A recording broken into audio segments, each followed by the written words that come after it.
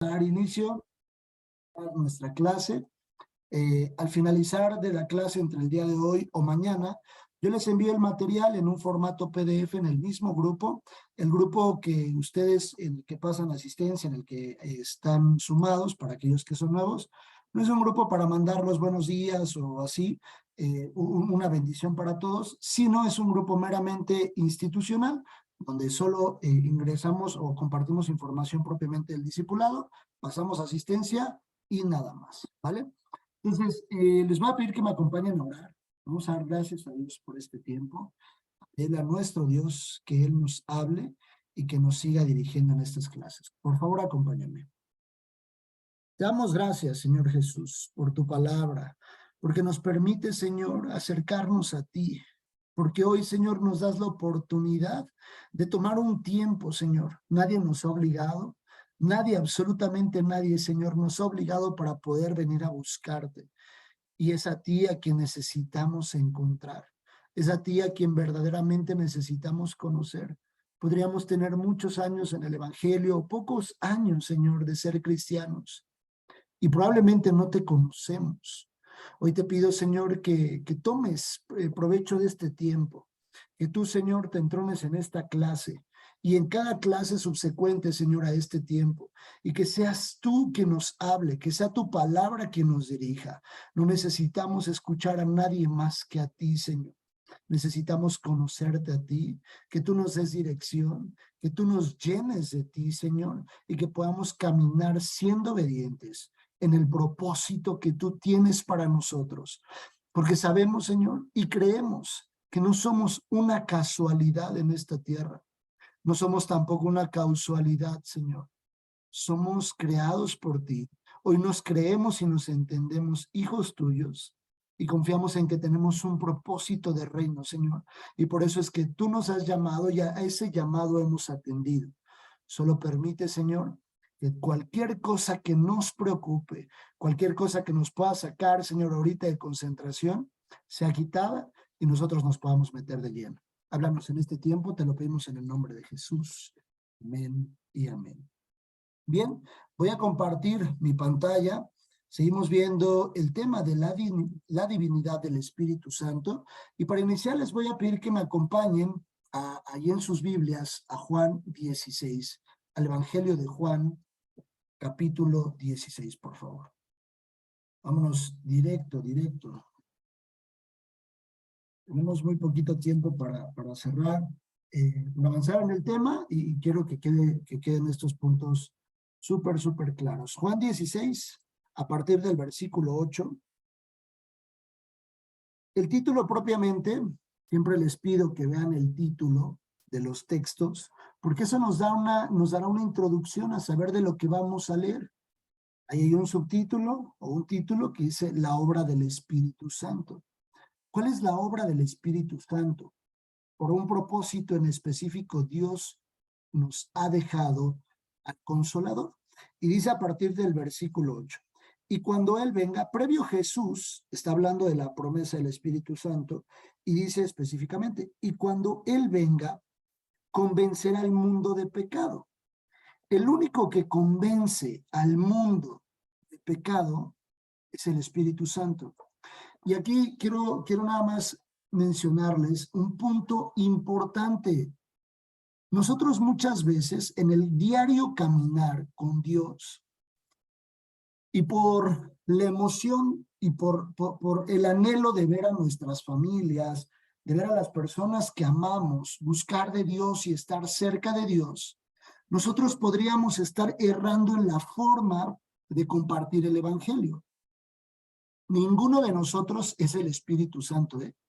Eso quiere decir que nosotros no vamos a convencer a nadie del pecado. Nosotros no vamos a hacer esa obra jamás.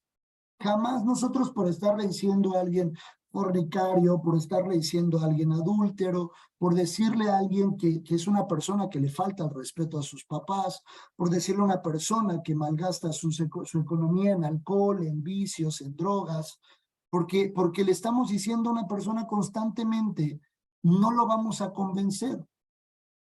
Lo primero que nosotros tenemos que hacer cuando anhelamos que una persona sea convencida de un error es decirle, yo no soy quien convence, eres tú quien convence al hombre del pecado. Y si tú ves que a tus ojos, porque a mis ojos podría ser que la persona está mal, ¿no? Hay cosas que son evidentes, propiamente como pues una persona en estado de adicciones, pues sabemos que no está bien, ¿verdad? Pero no por estarle diciendo nosotros siempre estás mal, estás mal, estás mal, lo vamos a convencer. Sino la forma correcta, vuelvo y repito, es ir con Dios y decirle, si a tus ojos esto está mal, tú dices en tu palabra que dejaste al Espíritu Santo para convencernos de pecado.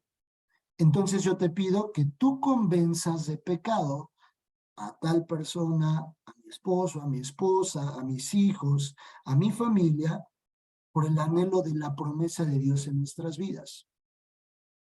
¿Se dan cuenta cómo es muy distinto que yo imprimo una oración con Dios de esa forma y no le diga a Dios, es que tú sabes que Él está muy mal y pues me descuida? Yo veo que no me ama y yo veo que no se preocupa por mí. Cuando yo expongo mis propias necesidades, ¿cuál es la consecuencia del pecado? ¿Quién me puede decir? ¿Cuál es la consecuencia del pecado? La Por favor, muerte. adelante. Daisy, muy bien, excelente. Misa, por favor. Consecuencias negativas. La muerte, tal cual lo dijo Daisy. Se lo dijo Dios en el Edén y ya lo vimos, Adán y Eva. Si ustedes desobedecen, de cierto os digo que ustedes van a morir en una muerte espiritual. Si el día de hoy Cristo decidiera venir por su iglesia, o nosotros nos morimos porque se van a cumplir cualquiera de las dos, una persona muere o Cristo viene por su iglesia, y nosotros nos encontramos en pecado, nos perdemos de una eternidad. Yo creo que todos, absolutamente todos nosotros, amamos lo suficiente a nuestra familia, aún con sus errores, para decirle a Dios, ¿sabes algo? Yo creo que pasa a segundo término, que me trate bien, que me ame. Propiamente eso es importante y eso está escrito en la Biblia y Dios solo va a convencer de eso. Pero ahora lo más importante de esa persona que yo la veo lejos de ti es que tú la convenzas del pecado, porque con el pecado está fuera del reino. Y al estar fuera del reino, si Cristo viniera o si esa persona muriera el día de hoy en este momento, estaría fuera del reino. Lo leemos en Gálatas, lo leemos en Romanos, lo leemos en Corintios. Entonces, nosotros es lo primero que debemos de pedir, buscar el reino de Dios primero y su justicia, y decirle, Señor, convence de pecado. Y dice, por cuanto no creen, y cuando Él venga, convencerá al mundo de pecado, de justicia y de juicio.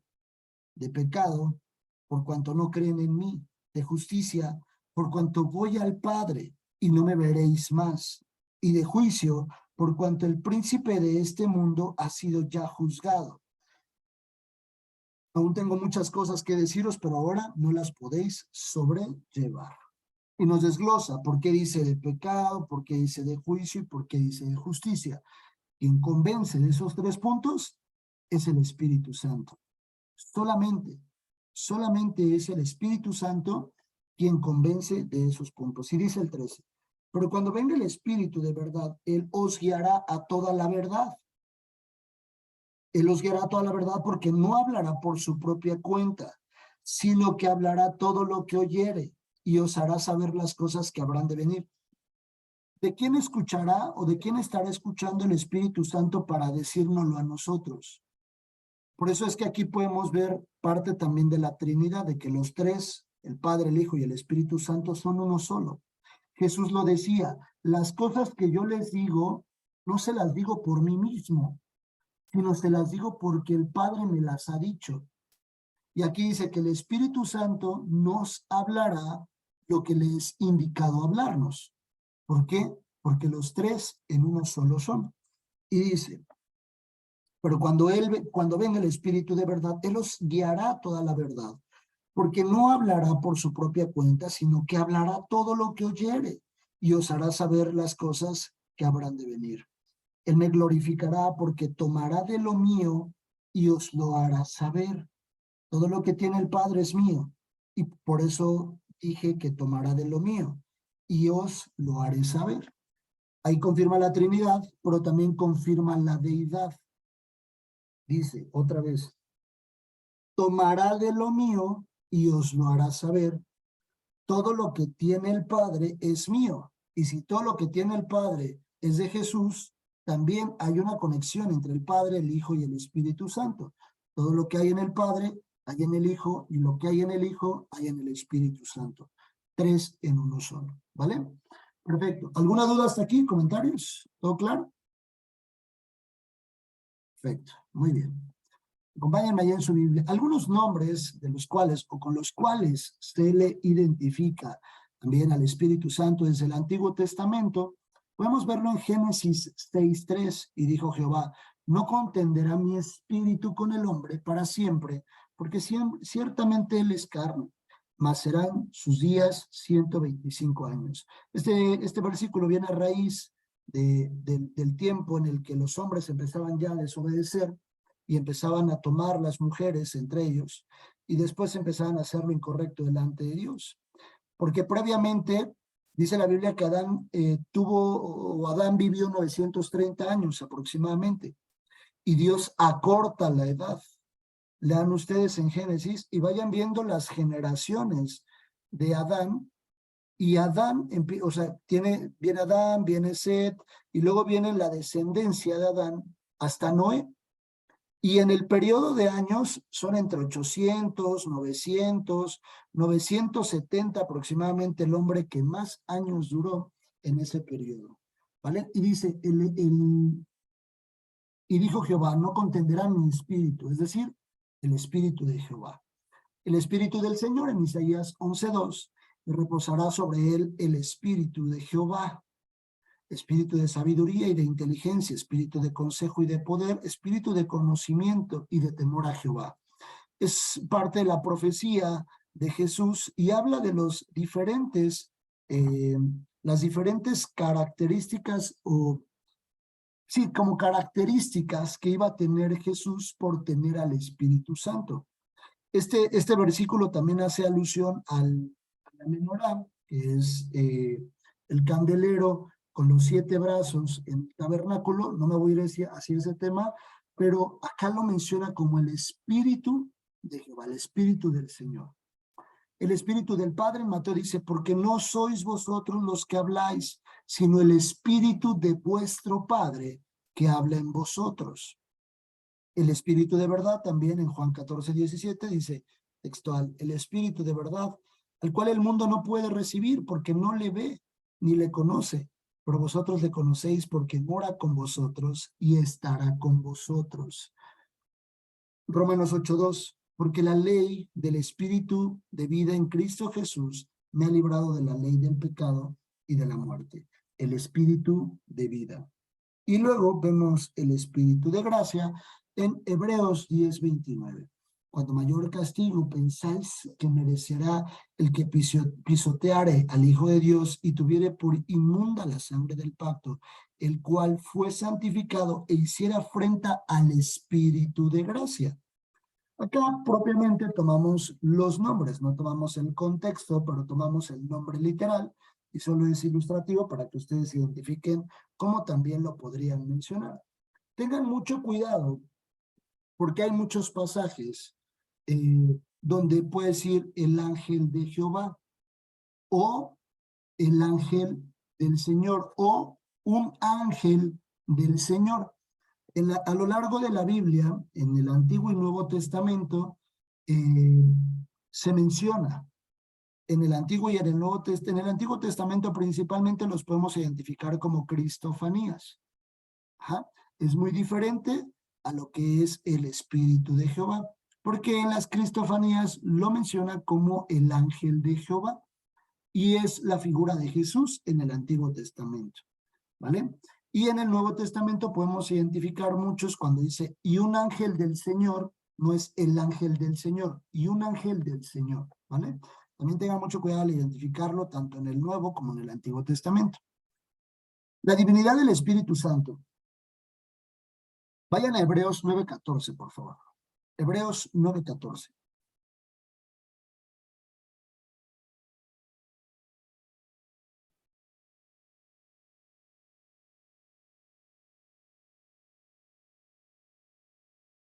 Dice la Biblia: cuanto más la sangre de Cristo, el cual mediante el Espíritu eterno se ofreció a sí mismo sin mancha a Dios, limpiará vuestras conciencias de obras muertas para que sirváis al Dios vivo.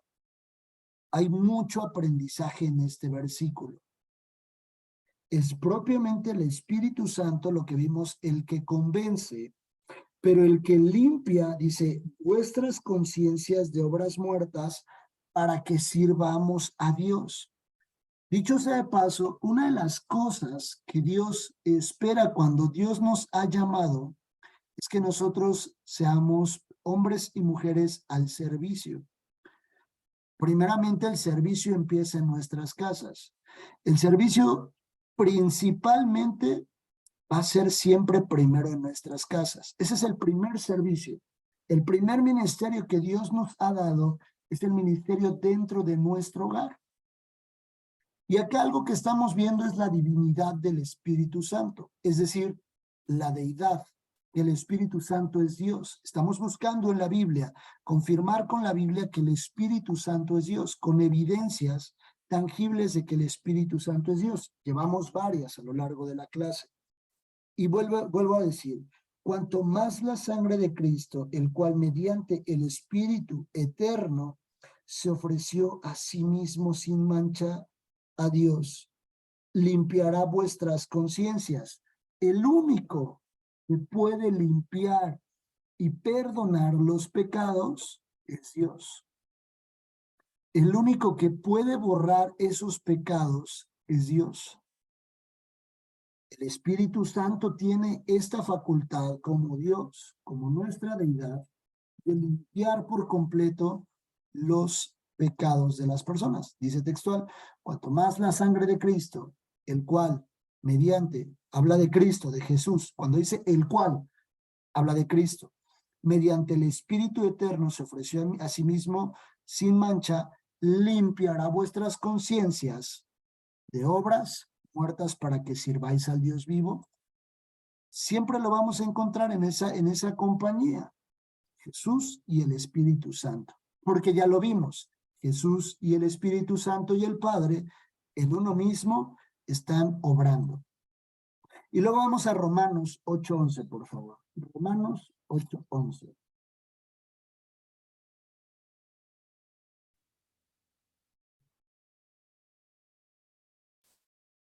Dice en Romanos 8:11. Desde el versículo número 1 dice, viviendo en el Espíritu. Y el 11 dice, y si el Espíritu de aquel que levantó de los muertos a Jesús mora en vosotros, el que levantó de los muertos a Cristo, Jesús vivificará también vuestros cuerpos mortales por su Espíritu que mora en vosotros. Ahorita lo vamos a ver mucho más a detalle, pero el Espíritu Santo mora en nosotros. Desde el Antiguo Testamento, el primer edificio que Dios levanta y con el propósito que Dios lo hace es que el pueblo supiera que Dios quería estar con ellos. Desde el inicio en el Génesis, Dios al estar con Adán y Eva en el Edén, Dios nos muestra que Dios siempre quiso estar cerca del hombre. Y luego cuando viene el tabernáculo, que es el primer edificio que Dios se levanta, el objetivo era que Dios estuviera cerca del pueblo, que Dios estuviera con ellos y que el pueblo pudiera saber que Dios estaba allí. Después viene el tiempo del templo de David, después vienen diferentes templos en la historia, en la Biblia, Zacarías y así sucesivamente. Pero llega un punto en el que ahorita lo vamos a ver, en el que Dios dice, ya el Espíritu Santo mora en ustedes, porque ustedes templo del Espíritu Santo son. Como si nosotros fuéramos un tabernáculo, cada uno de nosotros. Y ahorita lo vamos a ver. Hay consecuencias graves para aquel que no cuida el tabernáculo, este cuerpo que Dios nos ha dado. En este cuerpo, por el Espíritu Santo. Es importante saber si el Espíritu Santo mora en mí. Es importante, ahorita lo vamos a ver. Dice, así que, y si el Espíritu, perdón, de aquel que levantó de los muertos a Jesús, es decir, que Jesús fue resucitado, bueno, Jesús resucitó, ¿no? Pero aquí dice que el Espíritu Santo estuvo allí en la resurrección, mostrando el Espíritu Santo su deidad, el poder sobre una resurrección. La obra que hace el Espíritu Santo por medio o Jesús, perdón, por medio del Espíritu Santo, pero no dejaba de ser Dios, no dejaba de ser, perdón, Jesús Dios. Y el Espíritu Santo también estaba allí. Y el Espíritu Santo es el que hace la obra. Nuevamente, lean con mucho detenimiento. Y si el Espíritu de aquel que levantó de los muertos a Jesús mora en vosotros, es decir, ese mismo Espíritu con el poder de resucitar, es el que mora en cada uno de nosotros, el que mora en nuestros cuerpos. Ahora sí, acompáñenme allá, primer carta a los Corintios 3, 16, 17, por favor.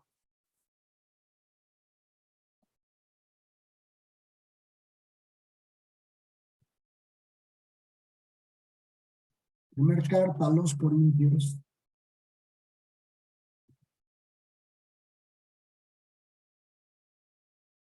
Y dice la Biblia de la siguiente forma.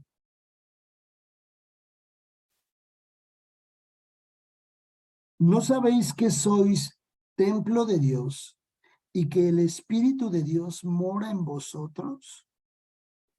Si alguno destruye el templo de Dios, Dios le destruirá a él. Porque el templo de Dios, el cual sois vosotros, santo es. La Biblia es muy explícita. La Biblia es muy clara. Muy, muy clara. Y conocemos un Dios de amor, conocemos a un Dios de misericordia, conocemos a un Dios bondadoso, pero aquí la Biblia es muy textual. Dice, si alguno destruyere el templo de Dios, ¿qué significa destruir el templo de Dios? Cuando yo atento contra mi propio cuerpo. ¿Cuál es la forma de destruir el templo de Dios? ¿Cuál es la forma de destruirnos a nosotros? ¿Qué me puede decir? Una forma de destruirnos. Pecando. Pecando, exacto, Cris. Muy bien. La forma en la que yo puedo destruir el templo de Dios es con el pecado. Y yo lo destruiré. ¿Es necesario o valdría la pena ver Apocalipsis en los juicios que Dios desatará sobre la tierra y las consecuencias que habrá sobre el hombre y la mujer en el infierno propiamente? Porque mucha gente cree que incluso, o sea, esto lo digo como parte de, muchas personas creen que el infierno es una parodia, es donde va a haber mucha diversión y es una party loca y todos van a estar echándose un trago. Eso piensa la gente. El infierno no es eso. El infierno no es eso. Incluso la Biblia dice que allí arderá el diablo, el falso profeta y el anticristo. No es como que el diablo llegue a gobernar, ¿eh? No es como que el diablo llegue a gobernar en el infierno. La Biblia sí dice, textualmente lo dice, busquen en Apocalipsis, y el diablo arderá, él y sus ángeles. No es un lugar para divertirnos. La consecuencia es muy grave. Ustedes pueden decir ahorita, oye, ¿y por qué yo no veo a las personas ser destruidas? Hay muchas consecuencias ante la desobediencia. Pero también podemos ver una promesa en la eternidad. De entrada, una persona que se alcoholiza, una persona que fuma, una persona que se droga, una persona que atenta contra su propio cuerpo con el pecado, en una fornicación, en un adulterio, tiene consecuencias físicas, fisiológicas, económicas, hablando de todo su entorno, familiares y en todos los generales. Y dice la Biblia, si alguno destruyera el templo de Dios, Dios le destruirá a él. Porque el templo de Dios, el cual sois vosotros, santo es. En el Antiguo Testamento, para que los sacerdotes entraran hasta el lugar santísimo y encontrarse con Dios, tenían que vivir ellos no en pecado, sino estar en santidad. Incluso el sacerdote tenía una laminita de oro que decía santidad a Jehová. Y la ponían aquí en la frente como memorial, pero en oro porque es algo muy, muy especial para Dios. La forma, yo podría estar, sí, con el templo de Dios, literalmente, no tengo algo, pero voy a ilustrarlo con esto, pero yo estarme haciendo así, cortándome las venas, destruyendo el templo del Espíritu. Estoy hablando en un punto de vista, desde un punto de vista espiritual, en la desobediencia, porque el pecado y la desobediencia es muy grande para Dios, es algo muy grave. En la desobediencia yo podría estar así, y chorreando de sangre, y chorreando de sangre. Tengo que darle el valor al Espíritu Santo en mi vida. Ese es el mensaje. Tengo que darle el valor.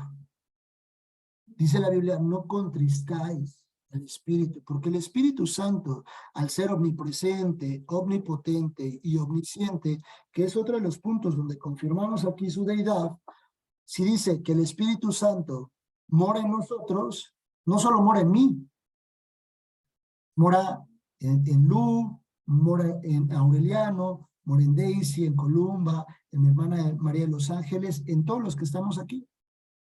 Pero hay que revisar si verdaderamente el Espíritu Santo mora en mí. Ahorita lo vamos a revisar, ¿vale? Ahí en segunda carta a Timoteo 1:14, por favor. Segunda carta a Timoteo 1:14. Dice, guarda el buen depósito por el Espíritu Santo que mora en nosotros. Es muy textual. Guárdalo, cuídalo, cuídalo. Guarda el depósito que es el Espíritu Santo. Esta es una caja. Nuestro cuerpo físicamente es un estuche, es una caja. Dentro de nosotros está lo que va a definir o lo que se va a salvar o lo que va a vivir en una consecuencia en un infierno, que es nuestra alma. El alma es la que se va a debatir entre la vida eterna con Dios o en el infierno. El cuerpo físicamente hay que cuidarlo, por supuesto, en todos los sentidos, la forma en la que nos alimentamos, el hacer tal vez ejercicio, el no comer taquitos al pastor todos los días a las 10 de la noche, que son deliciosos, pero no siempre se puede, se vale. El no comer postre todos los días, llenándonos de azúcar. El no tomar Coca-Cola o refresco todos los días. Esa es una forma de cuidar el templo de Dios. Dice la Biblia que el tabernáculo, por dentro todo estaba lleno de oro. O sea, estaba hecho de oro por dentro. Era de madera de acacia, pero estaba bañado en oro. Es importante que ustedes cuiden el templo de Dios y que yo también, que lo cuidemos juntos. Cuide el templo de Dios en todos los sentidos, ¿vale? Y luego sigue. Juan 20, 19, 22. Por favor, pongan mucha atención, ya vamos cerrando. Juan 20.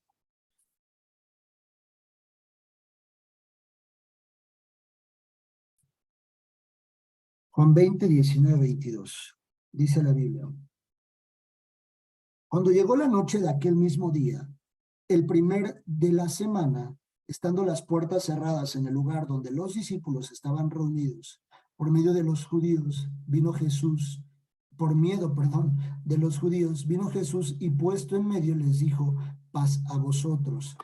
El original griego, más o menos en este versículo, lo que estaba estudiando es que cuando dice puertas cerradas, es que hasta con candados estaban bien cerradas porque tenían miedo de que los judíos vinieran sobre los 12, bueno, sobre los discípulos. Estaban mucho más de los 12 ahí, porque estaban también las mujeres. Por ahí estaban los 12. Estaban reunidos por miedo de los judíos. Vino Jesús y puesto en medio, ¿cómo entró Jesús? Eso es otro tema, ¿verdad? Pero ¿cómo es que entró Jesús ahí en medio de ellos? ¿Traspasó las paredes o cómo sucedió? Por eso la Biblia dice que nuestros cuerpos serán transformados. Ese es otro tema, pero dicho sea de paso, paz a vosotros. Y cuando les hubo dicho esto, les mostró las manos y el costado, y los discípulos se regocijaron viendo al Señor. Entonces Jesús les dijo otra vez, paz a vosotros. Como me envió el Padre, así también yo os envío. Y les empezaba a dar ya instrucciones de lo que tenían que ir a hacer. Y habiendo dicho esto, sopló y les dijo, recibid el Espíritu Santo. Y le sopló. Hoy en día, esto solo lo puede hacer Dios. Hoy, en muchas doctrinas, muchos lugares, personas podrían tergiversar las escrituras y estar soplando. No, eso solo Dios, porque eso lo hizo Jesús. Eso solo lo hizo Jesús. Como aquella vez que toma el lodo, le escupe y le unta en los ojos de aquel ciego, que escupe. No podríamos nosotros andarle escupiendo los ojos a la gente o untándole la saliva. No es saliva santa, no hay un soplo santo. Eso lo hizo solo Jesús. Y eso es como parte doctrinal. Pero dice, recibid el Espíritu Santo. A quienes remitiréis los pecados, les son remitidos. A quienes se los retuviereis, les son retenidos. Hablaba de la confesión de pecados, no que ellos tendrían la autoridad para perdonar el pecado, sino por medio de la confesión, porque era el ejercicio de predicar el evangelio, para que ellos enviaran el mensaje de que solo por medio de Jesús encontraban la salvación, y eso les daba a entender.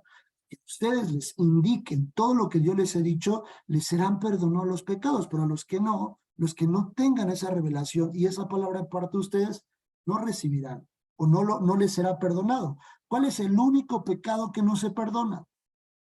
¿Qué me puede decir? ¿Cuál es el único pecado que no se perdona? La blasfemia contra el Espíritu.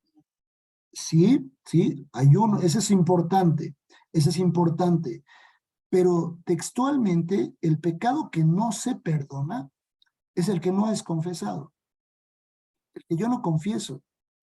Por eso es importante que cuando nosotros oremos a Dios, digamos, perdóname incluso de mis pecados que yo no podría tener presentes, de aquellos pecados que yo no conozco que cometí, de aquellos pecados que ni siquiera me di cuenta, que ni siquiera lo pude percibir. Pecado que no es confesado, no es perdonado. ¿Vale? Y hay unas bases bíblicas para explicar eso. Pero muy bien, Cris, también ese es un punto doctrinal importante. Y entonces dice que aquí les sopló, que aquí sopló de su espíritu sobre de ellos. Y ellos recibieron, les dijo, recibid el Espíritu Santo. Pero ¿por qué no pasan las cosas sino hasta Hechos? Hasta el libro de Hechos. Si aquí él sopló sobre ellos y les dijo, recibid el Espíritu Santo. Eso es exactamente como cuando dice el Apocalipsis que Jesús está tocando a la puerta y si alguno abriere, él entrará. Pero él sopló sobre ellos y les dijo, recibid.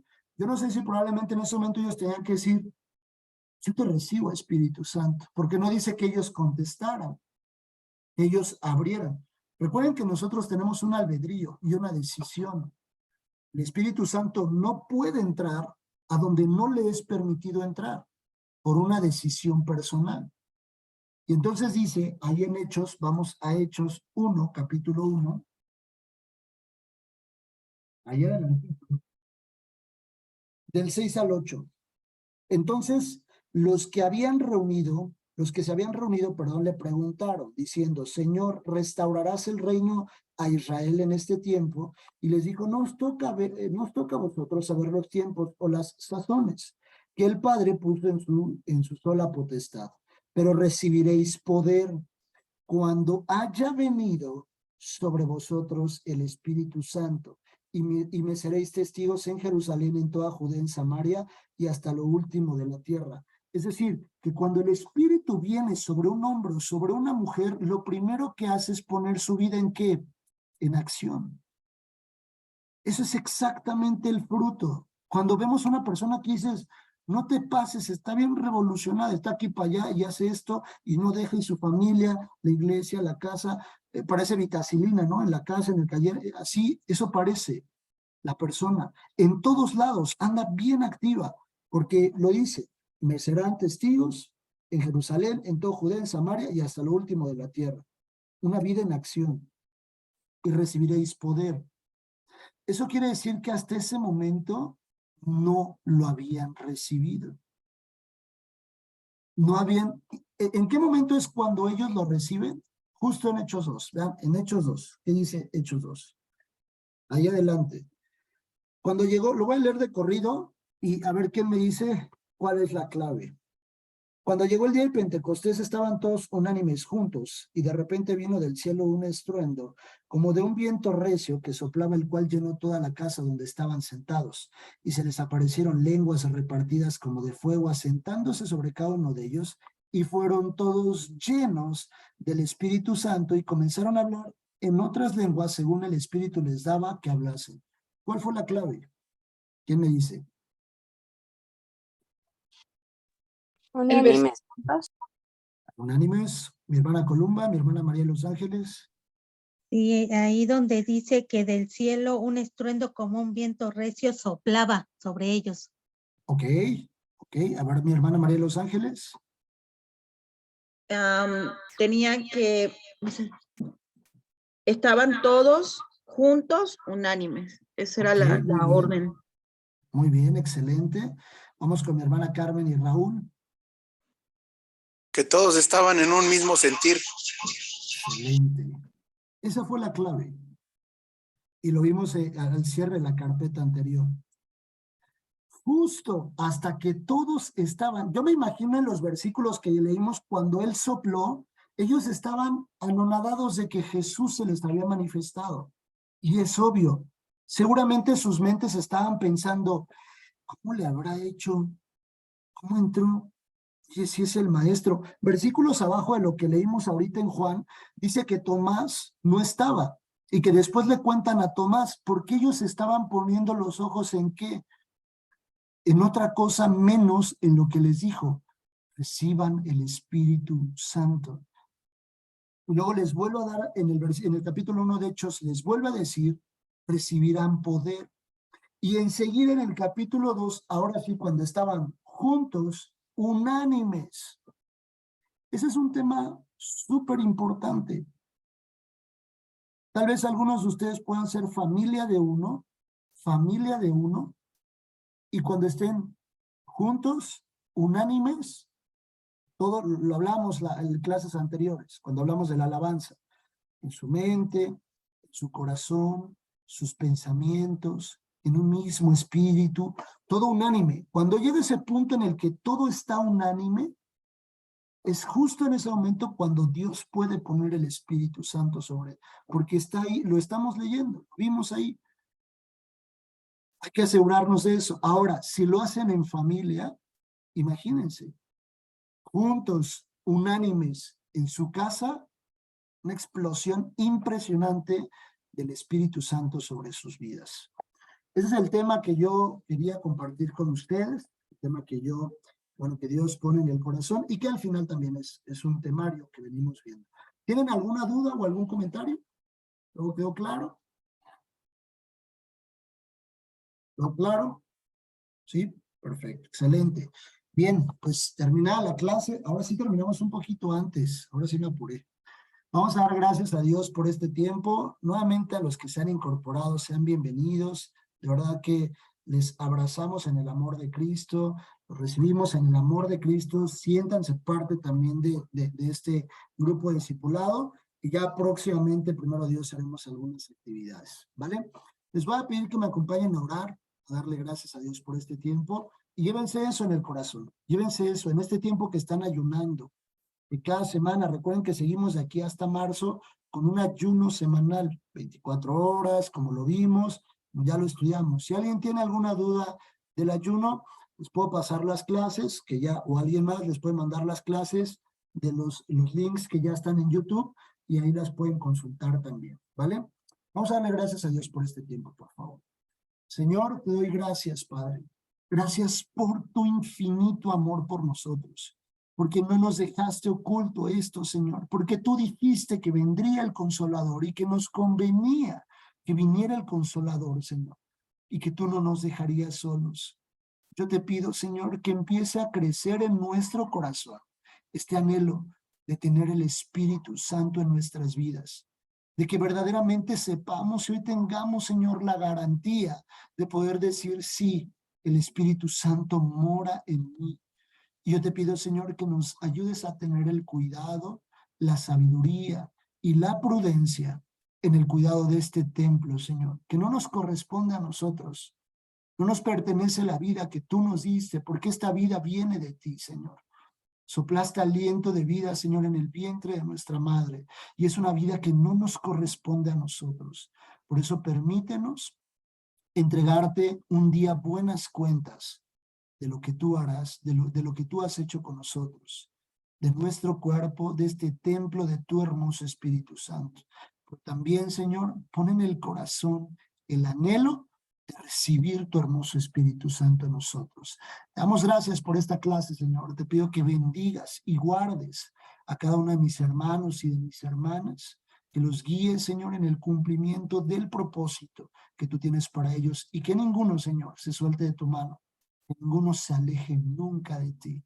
Guárdalos y bendícelos, Padre. Te lo pedimos en el nombre de Jesús. Amén y amén.